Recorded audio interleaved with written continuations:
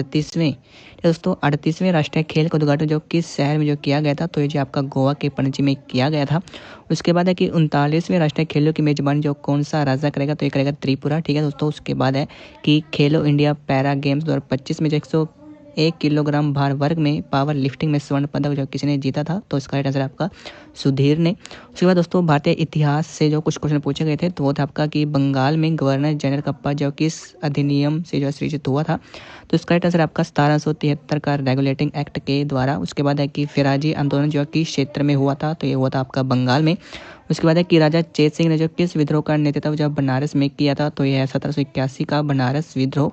उसके बाद है कि निम्नलिखित में से कौन सा जो हड़प्पा सभ्यता की विशेषता जो नहीं है, वो है लोहे का उपयोग।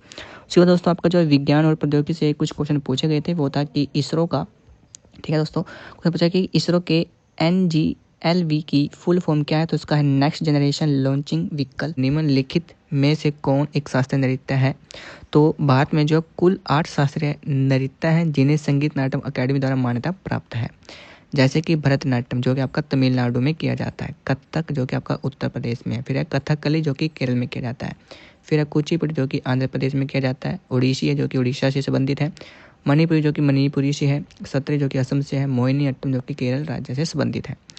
भारत के सांस्कृतिक मंत्रालय के अनुसार दोस्तों भारत में जो 9 जैव शास्त्रीय नृत्य है, जिसमें छऊ जो कि 9वां शास्त्रीय नृत्य है, ये है आपका संस्कृति मंत्रालय के अनुसार। लेकिन संगीत नाटक अकादमी के अनुसार है केवल 8। ठीक है जी, केवल 8।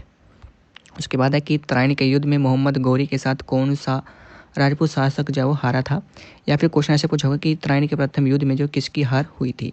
तो ये क्वेश्चन दोस्तों मैंने जो आपको एक्सपेक्टेड क्वेश्चन में कराया था, और ये क्वेश्चन जो है रिपीट हुआ है। देखो 1191 में मोहम्मद गौरी की हार हुई थी, ठीक है जी, जिसमें पृथ्वीराज चौहान ने जो उनको हराया था। तराइन के दूसरे युद्ध में भी पृथ्वीराज चौहान की हार हुई थी। यह युद्ध जो 1192 में मोहम्मद गौरी और पृथ्वीराज चौहान के बीच लड़ा गया था, जिसमें गौरी की जीत हुई थी। इस युद्ध में पृथ्वीराज चौहान की हार के बाद उत्तर भारत में मुस्लिम शासन की स्थापना का मार्ग जो प्रशस्त हुआ था। नेक्स्ट क्वेश्चन था आपका कि खुशहाली सूचांक के कितने चरण होते हैं, तो खुशहाली जो सूचांक है उसके मुख्य रूप से 6 चरण होते हैं, और ये जो है चरण, तो वो है आपका प्रति व्यक्ति सकल घरेलू उत्पाद, सामाजिक समर्थन, स्वस्थ जीवन प्रत्याशा, जीवन विकल्प बनाने की स्वतंत्रता, उदारता। नेक्स्ट क्वेश्चन आपका कि सेबी की अध्यक्ष 2025 में कौन बने हैं, तो ये आपका तुहिन कांत पांडे जो कि 1 मार्च 2025 को बने हैं।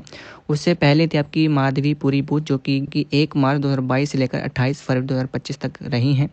सीबी की फुल फॉर्म की बात करें तो वह आपका security exchange board of India. उसके बाद है कि इसकी जो स्थापना है सेबी की, वो 12 अप्रैल 1988 को हुई थी। सेबी अधिनियम 1992 के तहत जो है संवैधानिक मान्यता 30 जनवरी 1992 को प्राप्त हुई थी। सेबी का जो मुख्यालय वो मुंबई में स्थित है। सेबी के क्षेत्रीय कार्यालय जो कि अहमदाबाद, कोलकाता, चेन्नई और दिल्ली में स्थित है। यह एक वैधानिक निकाय है। उसके बाद है कि वर्तमान में नीति आयोग के मुख्य कार्यकारी अध्यक्ष या फिर अधिकारी कौन है, तो वह है आपके BVR सुब्रमण्यम। नेक्स्ट क्वेश्चन था कि भारतीय संविधान के अनुच्छेद 356 में क्या जो प्रावधान किया गया है, तो 356 की बात करें तो इसमें जो भारतीय संविधान का अनुच्छेद 356 जो कि राष्ट्रपति को किसी राज्य में राष्ट्रपति शासन लागू करने का अधिकार देता है, जब वह संतुष्ट हो कि राज्य सरकार संविधान के अनुसार कार्य करने में विफल रही है, तो इसे जो राज्य है वो आपातकाल या फिर संवैधानिक तंत्र की विफलता भी कह सकते हैं।